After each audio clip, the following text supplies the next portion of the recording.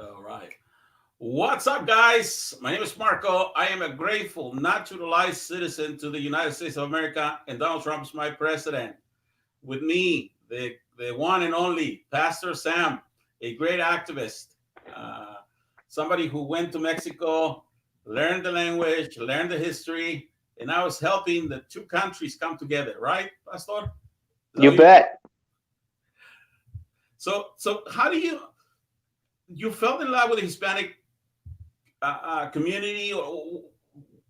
I know you told me about it, but how did that came to be? When did you say, you know what, I want to go to Mexico and I want to learn everything about these guys? Well, quise montar un burro. No, here's the deal. I've been around Hispanic culture my whole life. When my brother was a little kid, my dad's best friend was Mexican, really lifelong. His best friend throughout their life is Mexican. And my brother liked him so much that when he was a little kid, someone asked him what he wanted to be when he grew up. And he said, when I grow up, I want to be a Mexican. He just thought that was the greatest thing in the world was to be a Mexican.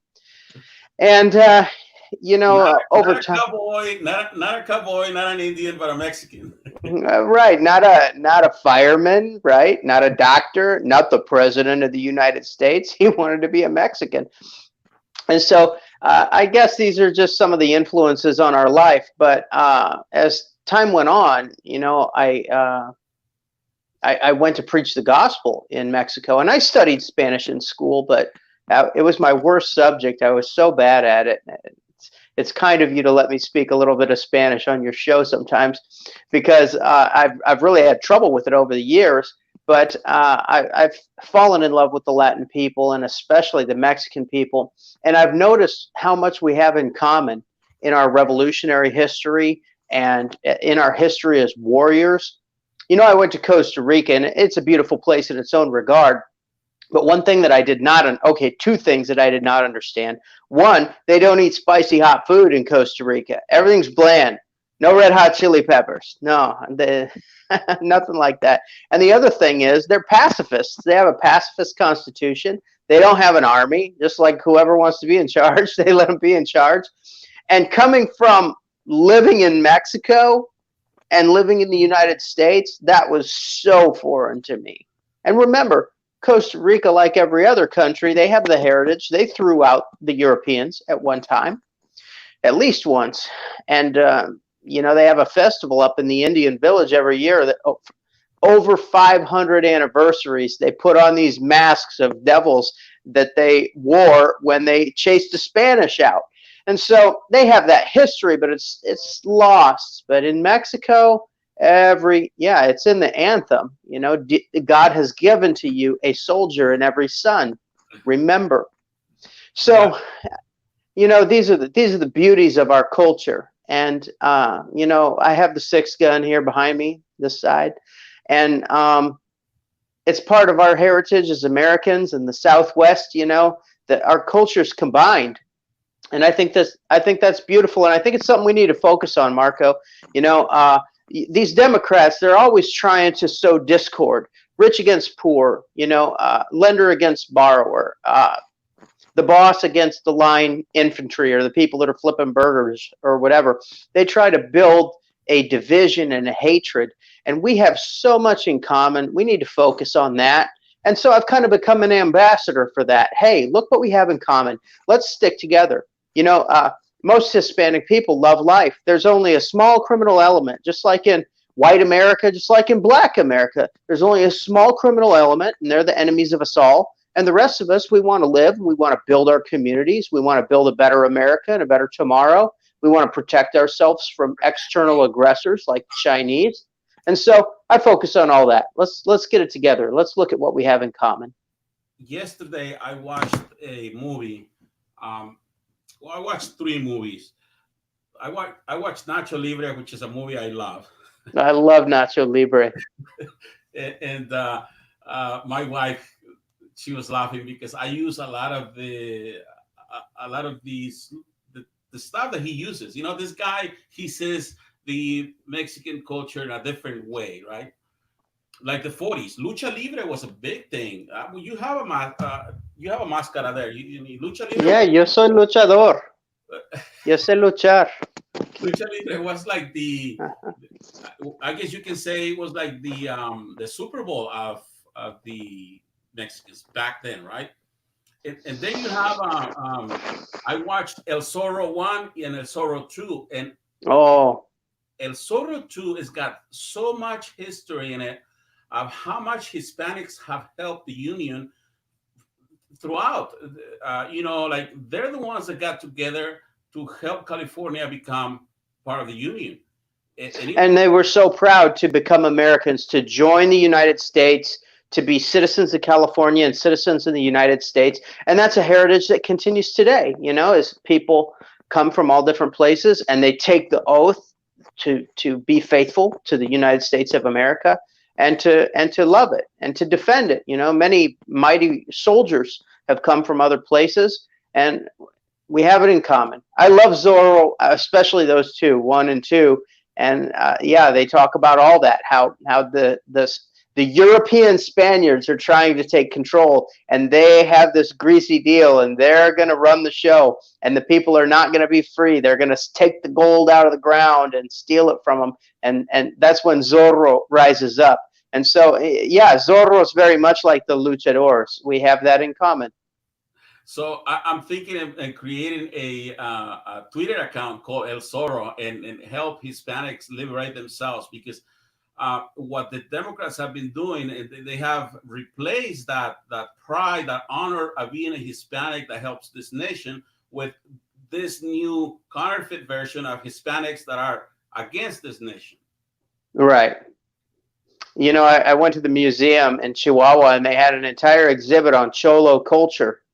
And so they had all the low riders, and they had all the tattoos and the glorification of crime. And this is a criminal subsection. It's not the greater broad spectrum of Hispanic America, or of Mexico for that matter. It is a very small criminal minority. And for them to glorify that, I really felt it was wrong, because we have the broad spectrum of Mexican culture and U.S. culture is the same. And, here we have a distinguished guest who's coming tomorrow, and this is a Hispanic who has really embraced American ideals, who really wants to work with the USA on security, who really wants to fight the drug gangs and fight corruption within the government, and that is Lenin Moreno, the president of Ecuador. So you sent me a few videos about that. So I know you've been working really hard putting together all this, rescuing the true patriots of Latin America that support the president, that support this country, and this is one of them. That's right. We have the flag of Ecuador behind me. It was part of Gran Colombia. And then here is Lenin Moreno. Now, his name is Lenin, actually Lenin Voltaire. And so he was trained to be a communist. He was brought up in order to push the communist narrative forward, big government, Chinese influence, Russian influence, and even his predecessor, Rafael Correa. You see, Lenin Moreno was vice president for Rafael Correa. Correa was president, and he personally instructed Lenin Moreno. But then once Lenin Moreno took the presidency, he turned. He'd had enough. And he turned away from, he left the plantation, Marco. He made his own Lexit. He realized, after all the years of seeing the corruption and the hypocrisy, because these people say, oh, we will help the people. We'll give it to everyone. We'll give you all the stuff. In all of Ecuador, only $100,000 a year was given to government. Money was spent on the disabled, los discapacitados. And Lenin Moreno uses a wheelchair. He was shot in a 1988 robbery attempt. So he had an injury to his spine, and since then he's used a wheelchair. And so all this time he was in the socialist government of Rafael Correa and seeing the socialist governments next door in Colombia and other places. And when he finally took the presidency, this is one thing that he absolutely changed. He said, no, we're going to spend. So he multiplied that expenditure 50 times. So instead of 100,000, it's $5 million that they spend on helping disabled people to be productive, to integrate into society, to access services. And for that, Lenin Moreno won the Nobel Peace Prize. And so this is... It's so funny you said that Moreno did his own Lexit, because, and he's in a wheelchair because the founder of Lexit, Jesse, he is also in a wheelchair. Oh, that's tremendous. I think the two of them should get together. And I invited Lenin Moreno, as a conservative leader of Latin America, to come to the United States and to cry against socialism, to speak and say, okay, I'm a president of a nation that used to be socialist, and let me tell you what socialism did to our nation. It destroyed this, it put us in debt, it had unsustainable programs, and he could just speak from specific examples that have happened in his nation and neighboring nations, and speak to the Spanish speakers of the world in Spanish. I hope that he has an opportunity to speak in Spanish from the White House, and I already called my representative, Steve King, and suggested, look, Mr. King, you should go to this event, you should meet with President Moreno, and make sure that he has an opportunity to speak in Spanish, if he prefers, from the White House. Because as the Spanish-speaking people of America and the world see that there's conservative presidents out there, the fake news didn't tell them that, Marco. The fake news didn't tell them, look, there's 10 presidents. 1, 2, 3, lots. Many nations have a conservative leadership, and we're partners for security. We do military exercises. We hunt drug traffickers together. And this guy, Lenin Moreno, is one of those champions. So I'm really looking forward to what's happening Wednesday when he makes his entrance to the White House in the USA.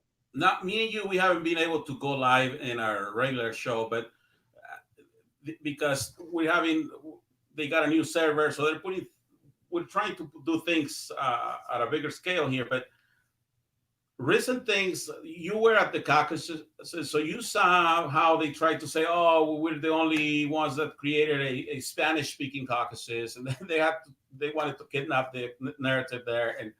But also, when you gave the report of the State of the Union, something that you got out of that is about, and you called it before. You talk about Juan Guaido. You thought he was going to be at the State of the Union, and he was. You called it. He was there. What can you tell us about that? Well, we were wondering if, when President Trump was in Florida and Juan Guaido was in Florida, if the two of them would meet and connect. Now, President Trump had met with Fabiana de Guaido. She's 27 years old now, and she is the wife of Juan Guaido and the first lady then of Venezuela in the free government. And so I have a picture, my lock screen on my phone is Fabiana de Guaido with Donald Trump and Mike Pence. Here's the thing. If Donald Trump meets with Juan Guaido, he is basically saying that we are going to send in the Marines to kick Maduro out. And finally, yes, it happened on the State of the Union address last Tuesday, so 6 days ago, it happened. Juan Guaido, and this was the first guest. Now, there's hundreds of nations in the world and hundreds of presidents, and no other president of a nation was present. This was the first person that President Trump identified as being in the gallery. He pointed him out, and he said, please stand up. This is the legitimate president of Venezuela. And so it was a shocking thing. And Marco, I nearly fell out of my chair when that happened, because I have been in pain over the suffering of the people of Venezuela and the cancer that comes out of Venezuela. Los refugiados, the people that are fleeing, and the refugees. And so many of them have been under socialist policies. They've been under mind control. They've been taught to hate America. Some of them are attacking other countries, and it all needs to stop. And the only way to stop it is with military action. This is what Juan Guaido has said. The other person that shows up on my screen is Luis Almagro. And Luis Almagro is the head, this is him, the head of the Organization of American States.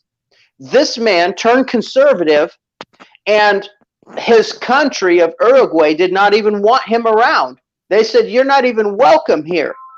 But you know what he did? He turned it around, and he turned Uruguay conservative. So now Uruguay has a conservative president-elect in Luis Lacalle Pou.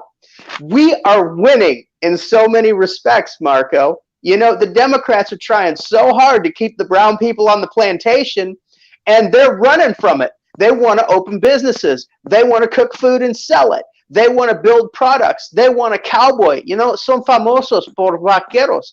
The Hispanic people are famous for being cowboys and for being farmers and agricultores, for growing fruit, for growing grain. And now Trump is opening the way to sell it and to get good deals. And so we're all working together. We just got this little bit of a problem in the Venezuelan situation. Really, it's Cuba, Nicaragua, and Venezuela.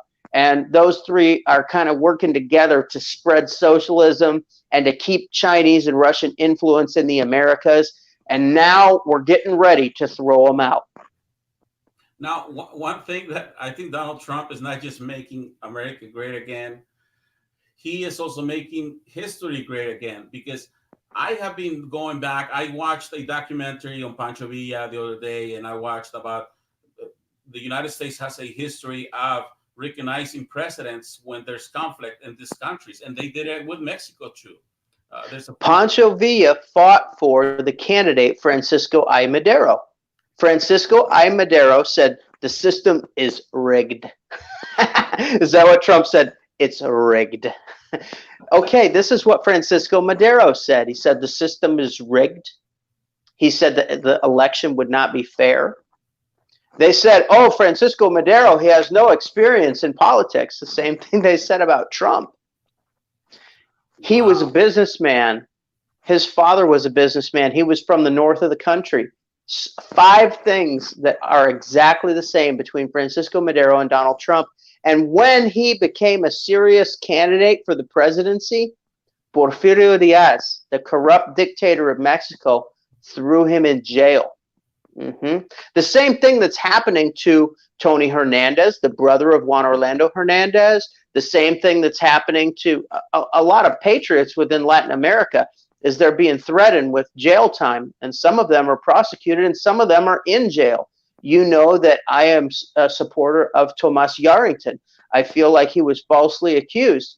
This is the governor of Tamaulipas, a state in northern Mexico that borders Texas, and he was a very close friend of George Bush, the 43rd president of the United States. And I think that when he got close to George Bush, you know, he went to the White House. Tomas Yarrington attended the inauguration of George Bush as president in La Casa Blanca, in the White House in Washington, D.C. He was an honored guest because they were both governors of neighboring states. Texas was governed by George Bush, and below it, Tamaulipas was governed by Tomas Yarrington.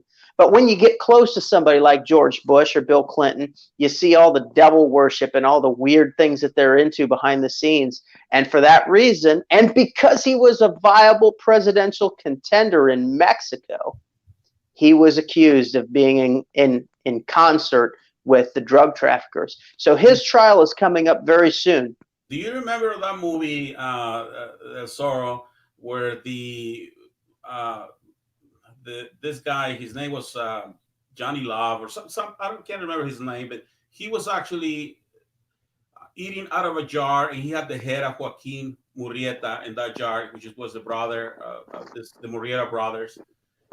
And that made me think of what you just said about all this witchcraft and all this cannibalism and all that. That I mean, throughout history, they've been talking about this. It's not like it's something new.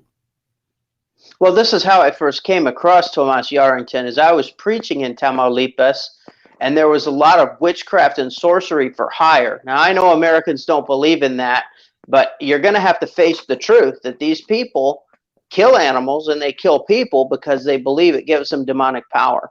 And this was an operation in Tamaulipas, and I was hard up against it, preaching in a little church.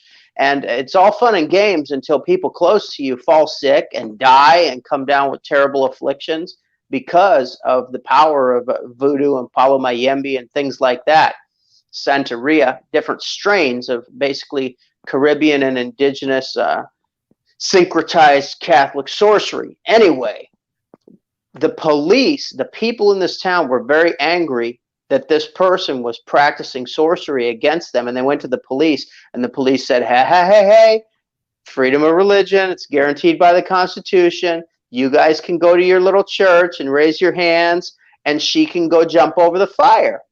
It's guaranteed by the Constitution. But then a spell was found. Now, this is an actual medicine bundle, and it had a name on it. And the name on the bundle was Tomas Jesus Yarrington Rubalcaba, the governor of Tamaulipas and the supreme commander of all police in the state. And all of a sudden, the police couldn't move fast enough to investigate the situation. So this is how I came across his name. And the drug traffickers were actually using people that operated in the occult, witch doctors, to work against the governor and the commander of the police of the state. And so that's how he and I crossed paths 20 years ago. And now I see that he has moved to higher levels, and other people that are operating in witchcraft and the occult, such as George Bush, they have falsely accused him. That is my... This Santeria stuff, it's documented. I read a book where a lot of the cartels have this saint, El Catrín, or this guy that's he's all dressed up, and then they put all kinds of things on it, and then they have La Santa Muerte. So yeah, it's crazy stuff. Yeah, and when I was preaching there 20 years ago, it was the beginning of the cult of the Santa Muerte. I mean, that's really an extension of earlier cults, and they have the tacit support of the Catholic Church. There's a lot of Catholicism involved, but it's very dark. They have to offer offerings to that Santa Muerte, to that Grim Reaper. And in the beginning, it's just some tequila or something like that, but it's not very long that she wants blood. And so people go and they make vows, and the vow is, I'll bring you a child, I'll bring you a person, and they have to go murder somebody as part of their adherence to that cult. So this is why there's so many migrants that are just murdered. And the people that are coming from Guatemala, El Salvador, and other parts of the world, they pass through the territory controlled by these traffickers, and a lot of them fall victim, and many of them are violated or sacrificed. So it's very serious. But yes, that's how I came across the name of Tomas Yarrington the first time. And I'm sure that as someone, you know, his brother is a spirit-filled preacher in Texas that he works on both sides of the border. And so Tomas Yarrington has always been around the gospel. And the people of Tamaulipas believe that he's always tried to help them and always tried to make Tamaulipas grande. He's always tried to make his state great and to advance it, to advance education, to get kids to school, you know, that live out in the rural areas, and provide education for them, and justice for all. And I meet a lot of people from Tamaulipas, and almost all of them, this is what they believe and find to be true. So this is just another situation where, like Francisco I. Madero, the great Mexican hero, false accusations come against anyone who stands up and tries to be righteous and bring nationalism back and historic values back and make their nation and their state great. And yes, Francisco Madero escaped prison and took refuge in the United States. Wow, that is amazing. So we have to remind Hispanics of this history that we have helped each other to make America great again for 100 years, right? But somehow there's a disconnection. We lost that fraternity somewhere, and I think it's the Democrats that try to break that bridge. They want to divide everyone, and it's an ancient tactic to encourage tribalism.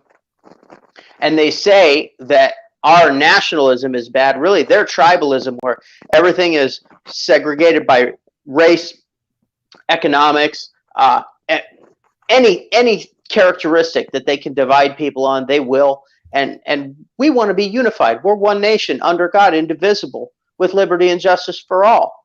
You know, there's people from all over the world. I heard on your earlier broadcast you were talking about uh, the ratification of the Constitution, and how 1,500 copies of the Constitution were requested in German because there were so many German-speaking immigrants, and that was just one geographic area. But there are many more. The great expansions of the United States, one was a purchase from the French, the Louisiana Purchase, and the other was from Mexico. And so these are the two great groups that have come in and become a part of America.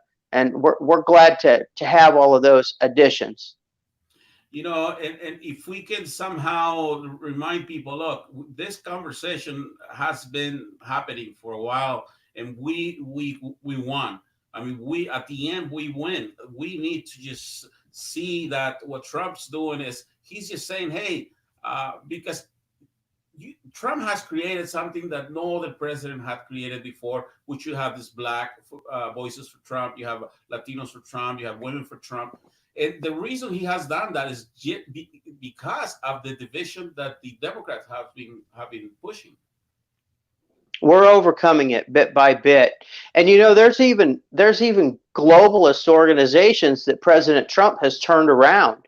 The International Monetary Fund has done some bad things in the world, and they've used some predatory lending practices. Of course, the Chinese are the worst, and we'll get into some of that, what the head of the World Bank said about the Chinese and their predatory lending.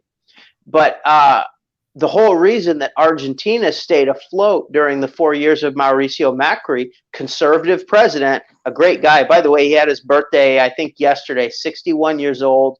And, he's a wealthy businessman. I'm sure he's happy to return to private life. But he was a great blessing to Argentina, and we almost got Argentina turned around. He was unable to lock up all the crooks in his 4-year mandate or his term. But Mauricio Macri is another great hero of Latin America, and he's done so much good. Now, there is an organization out there, and I don't know if you have heard of them, the National Hispanic Republican Assembly. And these guys, they have been there since 1967. And actually, the first office was in the White House. But, like everything, there was some, some foundation movements, and somebody has revived that, and they're taking off. I see that they're sort of like the gatekeepers, I call them, at the White House in Spanish.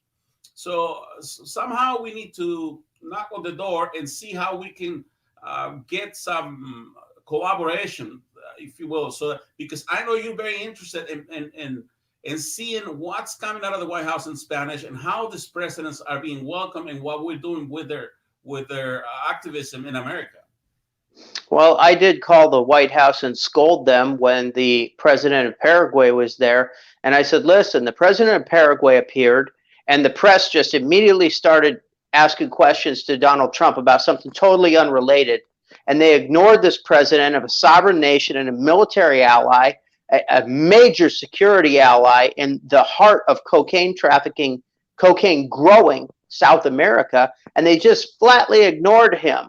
And the fact that the fake news is so rude to a visiting dignitary, they should be ashamed of themselves, Marco. Even if we had a despot that we had to ask some hard questions to, someone like Nicolas Maduro, I think that we could do that without just totally ignoring them. And so I called the White House and I said, listen, when you have a president of a nation on TV, I want his flag displayed. It's rude to not. And the second thing is, I want him to have an opportunity to speak. And if he prefers to speak in Spanish, he should feel welcome to speak in Spanish. And you tell all those press people to shut up and hear what he has to say. He's going to make a statement.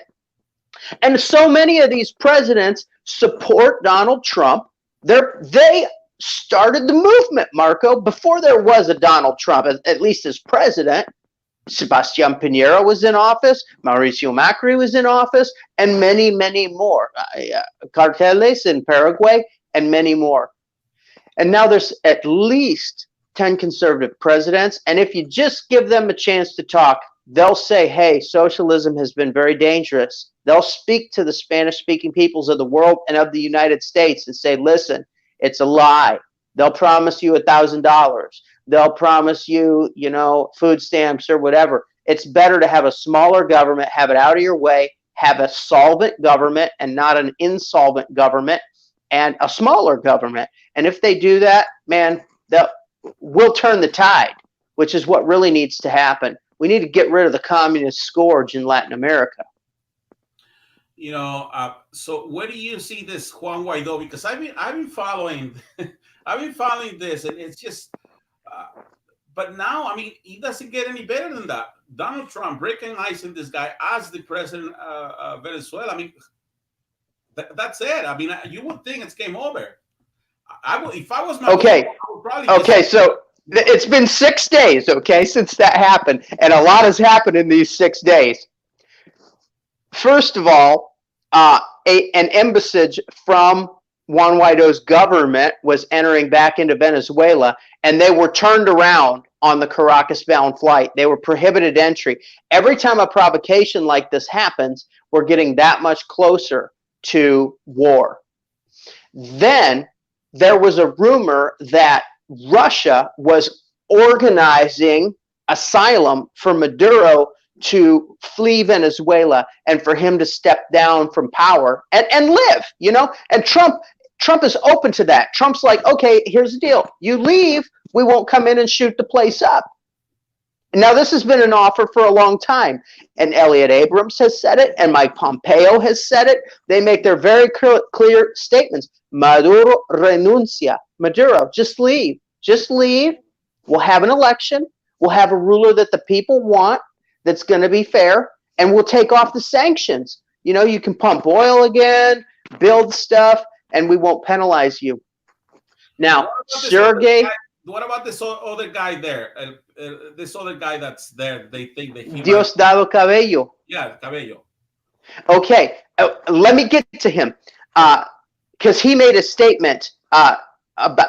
Okay, first, the Russian Prime Minister, or the Secretary, the Secretary of State, Sergey Lavrov, came out and he said, it's not true. We're not organizing withdrawal and asylum for Maduro. And so for him to come out and say that and end the rumors, that was a big deal, that Maduro's going to try to hold on to power. Then Diosdado Cabello, now this is the same guy. We did a story on this, and you can find it online, that Diosdado Cabello had gone over and signed a consolation at the Iranian embassy for Qasem Soleimani. He went and signed the consolation card, and went on record that he supported the Iranian regime and that he supported this notorious terrorist, and that he was against the U.S. policy of killing people like that. Well, okay, you're only going to be allowed to kill so many Americans before there's a missile with your name on it. This has been our policy for a long time. It's something that Donald Trump has reiterated. So all that has happened in the last 6 days. And here's what Diosdado Cabello said: if Juan Guaido comes to Venezuela, we will arrest him. Well, it's known that if they touch Juan Guaido, that the missiles will fly. There's so many ships in the Caribbean that can launch missiles that'll go 1,000 miles and go right in somebody's front door, and we got all their addresses. Trump said after the strike on Qasem Soleimani, he said, we know where you live, all you narco traffickers. He said criminal organizations of the world. He said, we know where you sleep, and we could put a missile right in your bedroom any day, any night. And so for Diosdado Cabello, who's really the right-hand man, he's the second in command beyond Nicolas Maduro, for him to say, we're going to arrest Guaido, he's nuts. So this is a saber rattling that's happened just in 6 days. And now 2 people, really 3 people are coming. There's 3 key people involved in this meeting that's on Wednesday. One is Lenin Moreno. Now, if we get to the map of Ecuador, okay, Venezuela is green, Ecuador is this other green. So this is Ecuador, this is Venezuela, and this is Colombia. So Ecuador is a key partner in the security and any attack against Venezuela. That's first. Second, the guy who really put all of this into motion, who really started talking about a free Venezuela, is Luis Almagro, the head of the Organization of American States. Now this is him, with all the flags, including the Stars and Stripes, Ecuador, and many others. So this is the Uruguayan head of the Organization of American States, which is also the Rio Pact and the TR, Tratado Interamericano de Asistencia Reciprocal, Inter-American Reciprocal Assistance Treaty. All that has been activated. No more diplomatic moves need to be made for the U.S. to go into Venezuela. So it's a done deal. It's happening. And the third person that's coming is David Malpass, the head of the World Bank. And I've made a lot of notes about his recent declarations about what he wants to do with the World Bank.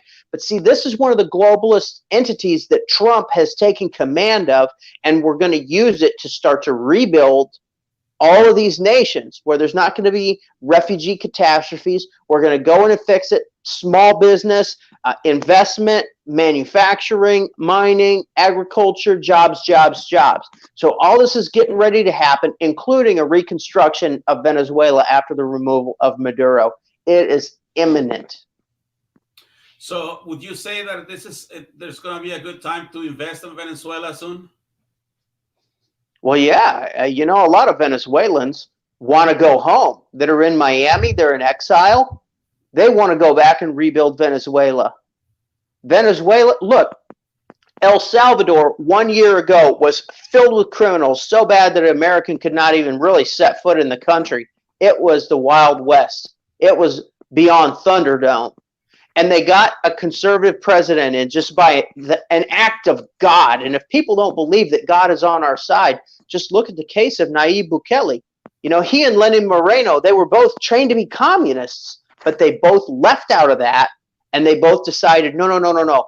We are going to rebuild our countries. We're going to eradicate crime, both in the governments and these criminal syndicates. And we're going to get tourism, and we're going to get investment, and we're going to get some of that stuff going. And now Surf City is in El Salvador. You can fly right in there and go and surf the beach and as an American and not get killed. And everybody's loving it. It's so much fun. And so, yeah, Venezuela's going to be like that. We can go down there and hang out pretty soon. We'll just go run the nightlife in Caracas, Marco, and see what's going on and report from there. You know what? That would be amazing because we get to see all the work. Because I've been seeing all the work of these Venezuelans. And, the True Channel, those guys, they came from Venezuela. They had to escape because they had Venevisión, which is a TV station down there. They were the owners of the TV station. They started to put some, just some information that they didn't like the government, and they persecuted them. Now, the same thing happened in Ecuador in 2012. They closed down 20 TV stations. So this is before Lenin Moreno took office in 2017, or the election was in 2017. And so el mandato anterior, the prior administration, had been doing the same thing. They had been suppressing journalism. And so those are things that communist regimes do that they have to do. They have to control the narrative, and they have to define the truth. When the people can speak, they'll choose right. Nobody wants to be a criminal for too long. It doesn't pay. People wear out so quickly, or they're killed. But the same things were happening in other South American and Central American countries, Marco. But now it's turning around. That would be great if the True Channel or Venevisión can come back and do great in Venezuela. But hey, we need to somehow get Hispanics to get excited, because Donald Trump is working with all these presidents, and I'm thinking that this meeting, when is this meeting happening? Wednesday. So 2 days from now, it's happening. 2 days. Do you think that somehow that is part of what's going to close the deal in Venezuela and just get things going? I do. This is, to my knowledge, the first meeting of Donald Trump and Luis Almagro. And Luis Almagro is he was the first one that would speak out and say, we have to free Venezuela. Military options are on the table. It was him that said it. And, the Organization of American States has not always been conservative. It was kind of like all these other, the UN and all that. But it's people like Luis Almagro that have taken it back. And now it's really controlled by conservatives. They've still got some Caribbean islands, and some dictators in there. But most of them use the CELAC, which is the opposite organization, the counterbalance that Andres Manuel Lopez Obrador is the head of. So the rotating presidency has gone to Mexico, and so the CELAC is mostly used by, the Nicolas Maduros and the Evo Morales types in the Americas, and of course the Fernandez, Los Gemelas Fernandez in Argentina, which that should have never happened. Them taking power, it was a failure of our ability to. Scuba diving. Say that again, Marco. Do you like scuba diving? Scuba diving, like scuba. Do I like scuba diving? I've never done it, but I'm open to it. They say that in Venezuela, it's best places to go scuba diving.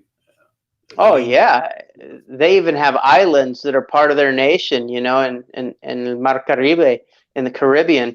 So they have that tremendous Caribbean coast, and yeah, it's beautiful. They have so much going for them. They should not be suffering the way that they are. A place so beautiful. I mean, when you talk about the Ecuador, that's like the weather that we will all wish we had. Okay. I mean, best, like here's the deal. El socialismo tiene luna de miel. There's a honeymoon phase of socialism. And it's all kinds of fun when you steal the wealth of the nation and start giving it to everybody. Oh, free money, free money. So that honeymoon phase of socialism, the average person got a stipend from the government, $4,000 per year. This is 20 years ago. $4,000 a month. A month. So what is that? $48,000 a year. And come on, about Mexico and developing countries and how much money that is. It's really like $500,000 in the U.S. The lifestyle because of that you can. All the women that were in the Miss Universe, they were from Venezuela. I mean, everything was happening there. Oh, we had exchange students and all kinds of things. I had a good friend in high school that was a Venezuelan exchange student. So that honeymoon phase is very seductive. And we need to realize that that's part of the communist takeover. And, George Orwell talked about it in Animal Farm, how there was this great time once they kicked out Farmer Jones. And then we have to beware. When there's an early phase of a socialist government, there's a honeymoon where, it looks like this is going to be wonderful. But what's happening is the oligarchy is consolidating power. And once they consolidate power, they will enslave everyone. It's never about freedom. It's never about freedom. Now, we're gonna participate in a debate that's happening at the True Channel. I think they're getting ready. It's gonna start at 5. But how are we gonna do about this coronavirus? Because I know you have been reporting, you have given numbers that are not the numbers that are being pushed by the mainstream media, and I've seen some pictures out there that they think this is by the millions. I mean, by millions of people are being affected by this. I believe it's by the millions. This is my lovely gift that President Moreno sent to me. There's his presidential seal. When did that happen? Well, I invited him to come to the United States and to speak against socialism. And perhaps that's what's happening. Out of all the presidents that responded, that is the nicest gift. And I have the number for his presidential palace, so maybe we'll call and ask them for an interview. Now, you asked about the coronavirus. See, the real enemy is China. That is so awesome. That is great, because you know what? My experience here, Pastor, is that once we push this information out there, even if you don't get a response back, that information is being used. And I've seen information of mine used for 4 years. and you don't necessarily have a response back, because a lot of it is just, there's a lot of legalities that go along with that. They don't want any manipulation from foreign governments into their nation or whatever. But that is great that you got that book. I would love to have one day too. It was very kind of him to send that. And this is what we have to remember is the truth is very powerful. Jesus said that the kingdom of heaven is likened to a mustard seed, the smallest of all garden seeds, but it grows into a tree that's the largest of all garden plants. And so all we have to do is be on the side of truth, and God helps us, and God works for us. And we need the help of God because we're up against the red dragon. We're up against China. China. The Russians really just want to be left alone. They will protect their interests here and there. They want to be able to protect their ability to attack anywhere in the world. But it's the Chinese that have this bent on domination. The Russians, they have more land than they could ever settle. They have forests that are unexplored and expansive, and they're full of gigantic bears and wolf packs. They're very dangerous. And so they have resources they could mine. They have oil they could drill. They have forests. They have wood forever. Coal. They'll never run out. They sell natural gas to all of Europe. But the Chinese need the rest of the world. They need conquest. They need Africa, and they need the Americas to feed their people. So they're coming. And they need women. And the Chinese tell them, your wives are in America. And this is why when I'm talking to a Spanish-speaking person and I say, hey, the Chinese aren't only just stealing all our fish illegally, they're coming for your women. They're told that their wives are in America. A lot of them learn Spanish in a Spanish school, get government money to come to, Buenos Aires, for example, and start up a tienda china, a little Chinese store of knickknacks, like a dollar store, but it's all stuff made in China. It's cheap, and or a laundry, or a restaurant, or to get involved in petroleum. Some of them are very highly educated, but in the end, all of them work for the Chinese government. There's no such thing as a civilian in China. Everyone works for the government. There is no civilian population. It's all mandatory from the cradle, from the time that they are infants. They are taught how to be communist. They are taught that their life means nothing, only the hive, only the centuries and the dynasty and the greatness of the greater China is all that they're interested in. They're very, very dangerous, and they come to America looking to conquer. It's very dangerous. So this coronavirus, what is the enigma around it? What is it? I mean, I don't buy this bat soup stuff, Okay. I can see this animal eating stuff a little radical, but what's really going? They've been eating animals for a long time. It did not come from bat soup, okay? It is a weapon. The only question, it is genetically engineered. It was made in a laboratory. It is far worse than is being reported in the mainstream news. A commentator that I trust personally in a show that I broadcast on, the HalTurnerRadioShow.com, HalTurnerRadioShow.com.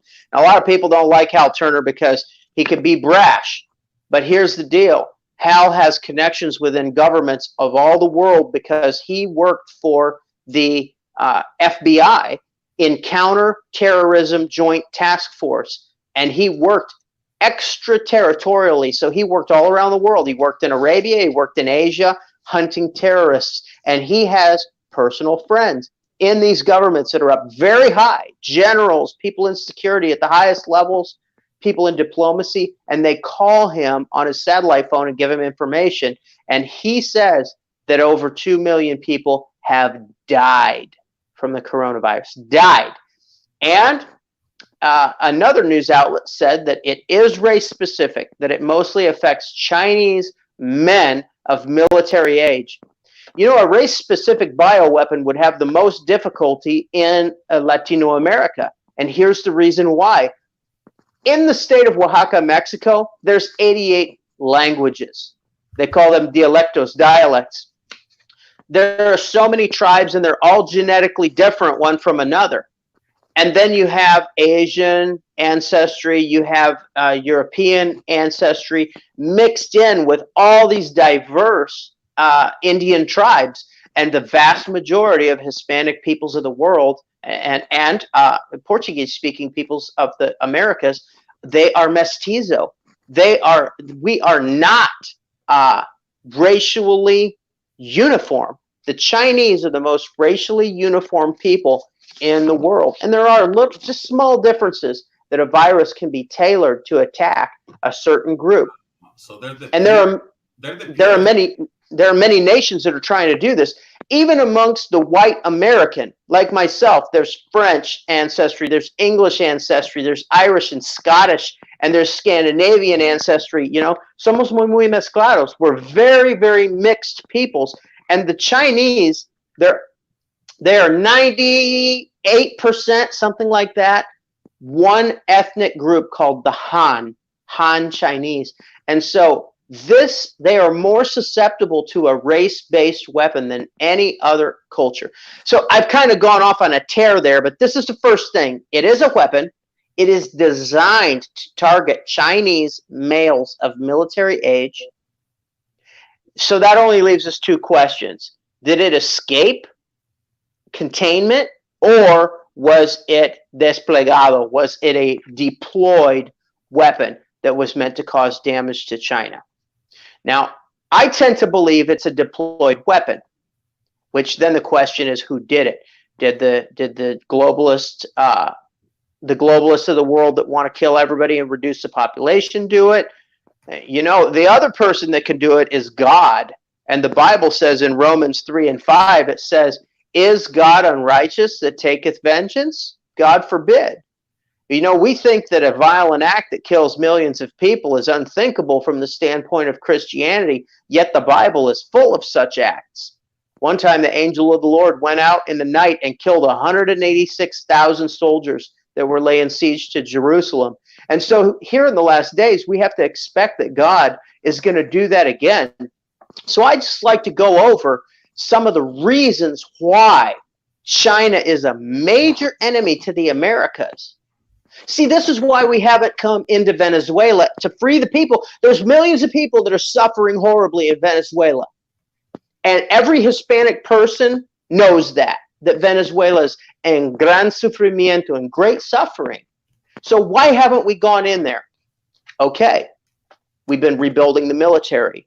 Trump has been beefing up the U.S. military, which was really worn out. It was in very bad shape. And we've got new missiles, new tanks, new aircraft, new everything new, trillions of dollars. 2.5 trillion. That's $2,500 billion has been spent on the U.S. military to beef it back up. You know, Obama, on his last day as president, él ordenó estacionados los puertaaviones. He ordered all of our aircraft carriers into port and parked them. They're supposed to be on patrol all the time in every area of the world, Atlantic and Pacific. And that day, they were all in port. The first thing that Donald Trump did, okay, so he took office on January 20th. January 21st, he was in Norfolk, Virginia, and he went and stood on the deck of one of our aircraft carriers and said, "Men, get underway." You know, he ordered the aircraft carrier to sail and patrol because they carry nuclear weapons. You know, they're necessary for the defense of the free world. For them to all be in port made us so vulnerable to the Chinese or to an attack by Russia or anybody, even a terrorist, you know, with a suitcase nuclear bomb could have destroyed 3 carrier battle groups. Let me ask a couple things before we go.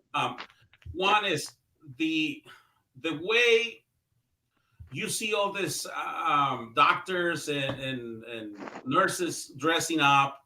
I don't know if they're hazmat suits, or I don't know if they're really being protected by the way they're covering themselves. It seems that it's not a really good suit that they're using. It's more, I see it more like optics. And another one is if it is population control, it, and if it's only hidden demand, I mean, it makes sense that they will do it. And then they're the way they're capturing people like this is a movie from like, like what you see on a movie. I mean, and then they're locking their houses. Yeah, they just grab people off the street like it's a dog at large. They grab them and shove them in a cage. Right. Now there is a protocol for, they call it NBC, nuclear, biological, and chemical warfare, Okay. and every modern soldier in a modern military is taught about NBC warfare. All of the modern vehicles have overpressure systems where the incoming air is filtered and then pressure is maintained inside of, say, a tank. And so it pushes the filtered air out. And that way it protects the occupants from a nuclear, biological, or chemical attack. These attacks have been going on since World War I. World War I, gas of different types, lethal gas was used very extensively. And so now NBC warfare and NBC decontamination is part of the military doctrine of any modern military. And so, yes, their suits are effective, but I think we have gotten lazy and we don't really use them the way that they should be used. It's pretty sophisticated. So there's a decontamination process that has to happen. But they're burning people without any funeral. I mean, they're just like burning them. Like it's crazy. It's like they really don't own their property, which is their body. I mean, they can dispose of their body however they want. That's right. The crematoriums are going nonstop around the clock. It's very serious. It's very serious. But here, I just want to add one thing to make this pertinent for the viewers. Today, our ally, Taiwan, the Republic of China, this island of Formosa, that's free China, and they have allies in the Americas. They have a pro-America president who's against China. Now, the people are Han, and they speak Chinese.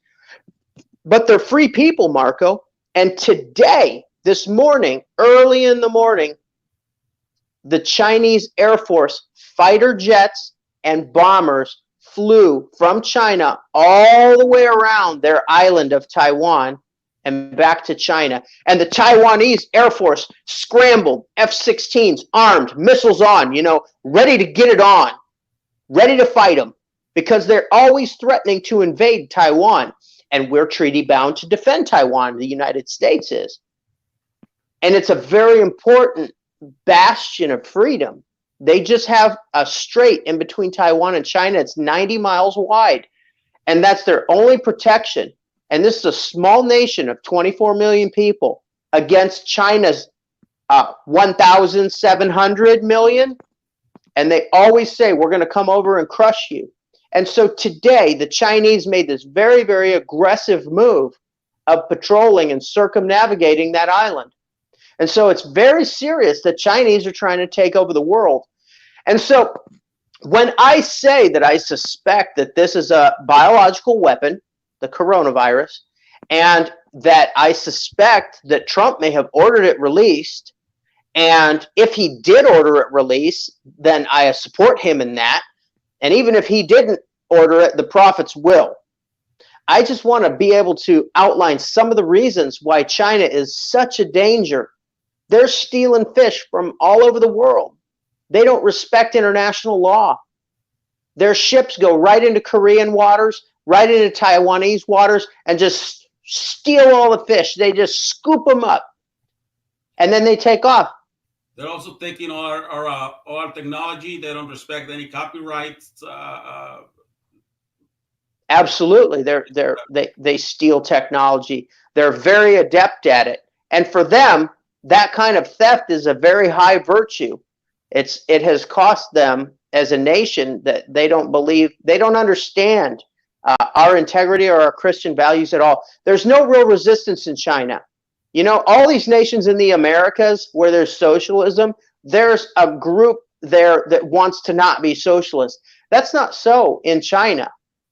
The Hong Kongese are different. They've always been under Western rule, and so they know something about self-government.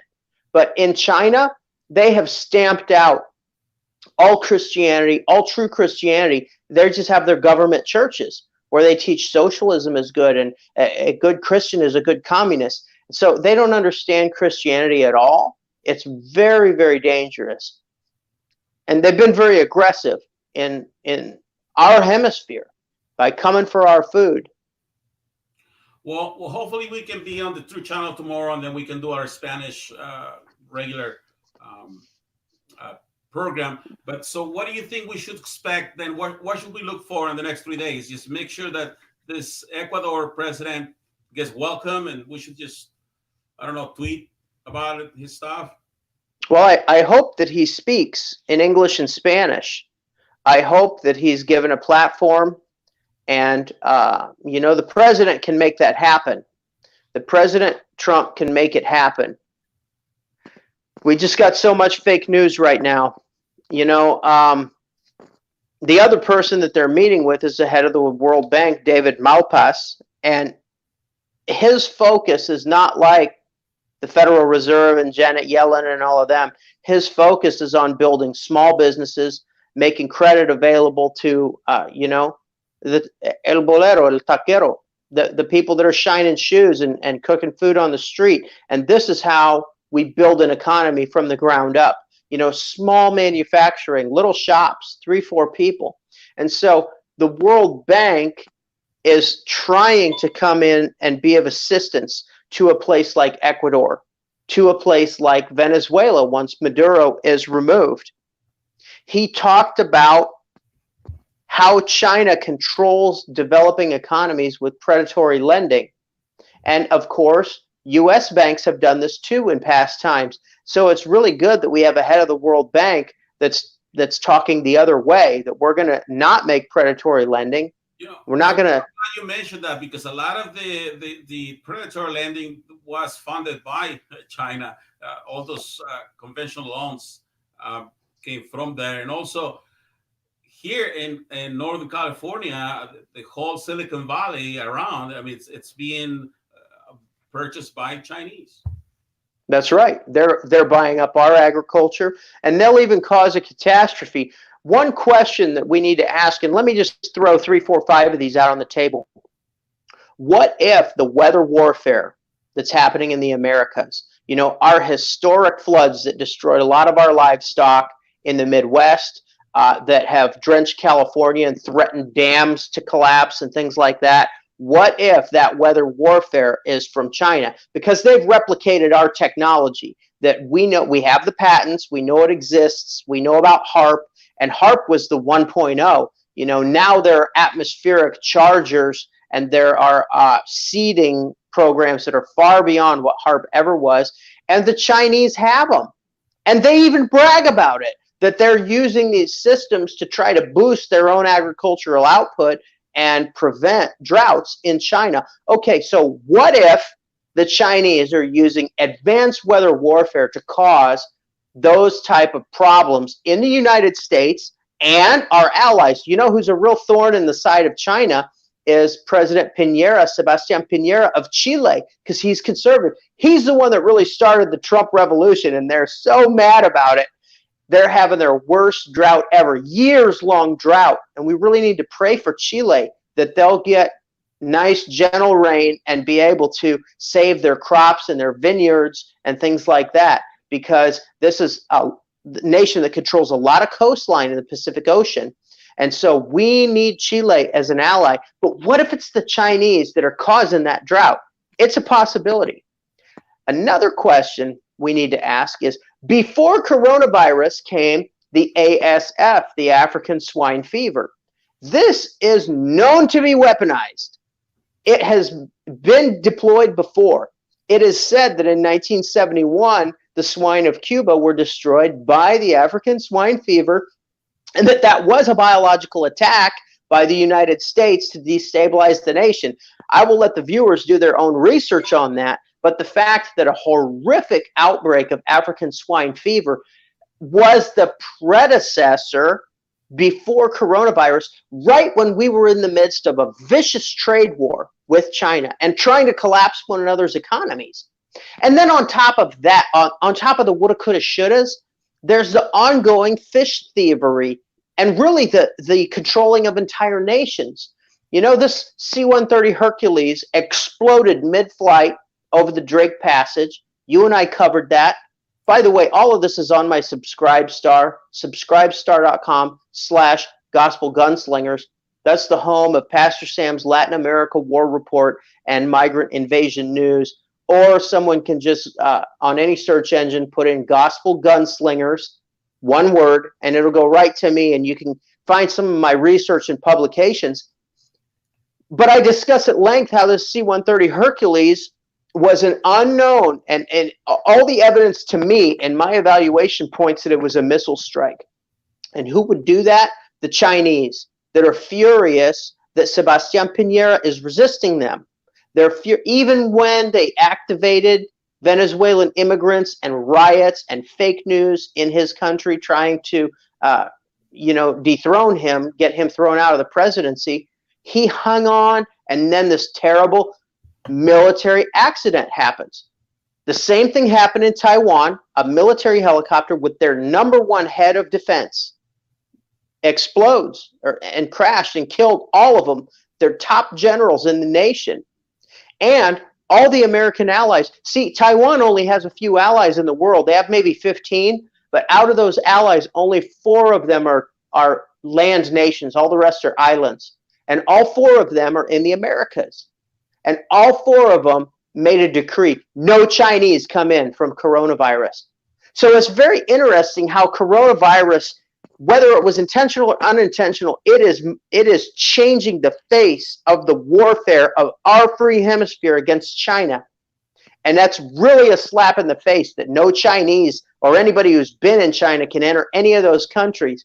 Only Taiwanese that have not been in China.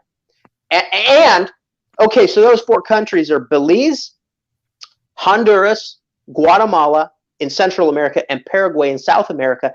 But just in the past presidential administration, so a few years ago, China sucked in Panama and they sucked in El Salvador into their orbit. And those 2 nations broke relations with Taiwan.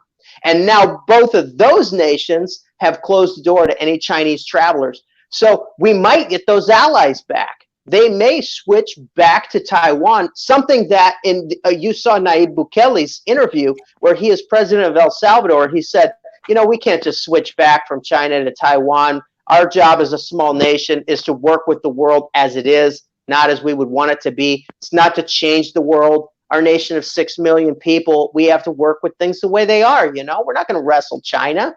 They got more than 100 times our population. And so now, because of coronavirus, Nayib Bukele said, door closed, no Chinese can come in. So we might get those allies back. It's changing the whole dynamic. But it's going to move to a military invasion of Venezuela. We're going to clean out the rat's nest. Okay, Pastor, we're out of time. So we're going to have a debate. Stay with the True Channel. It's going to be a good debate in Miami for the mayor. I can't wait. All right. Gusto en verlo. Que pase buenas tardes. Igual, nos vemos. Hasta luego.